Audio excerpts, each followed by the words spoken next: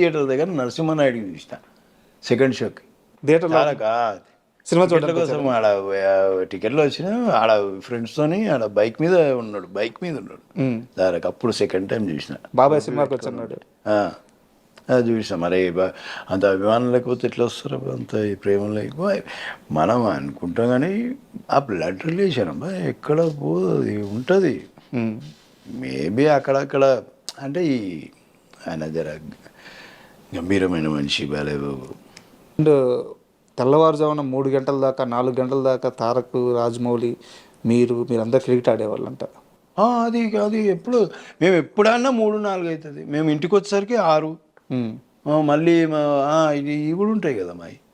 అది పక్కా మేము స్టార్ట్ చేసేది 8 గంటలకు అబ్బా. ఒక మ్యాచ్ ఆడాం మేము, 2 మ్యాచ్లు ఆడతాం. నువ్వు గెలిచినావు అని నేను మళ్ళీ ఆడతావా? కెప్టెన్స్ ఎవరు? తారక్ ఇటు మా సైడు, అటు సారు రాజమౌళి గారు. ఇద్దరి మధ్య ఎప్పుడన్నా వాదులు ఆడుకోవడం సరదాగా అయినా సరే? వాదు సరదాగానా? సీరియస్ అవుతాయి. సీరియస్గానా? సీరియస్గా ఉంటాయి మ్యాచ్. అయ్యే బాగా క్రికెట్ గేమే ఇంకంతే. ఆడ తర్వాత ఇక ఎవరి ఇదేం లేదు ఆడ కంపల్సరీ అంతే.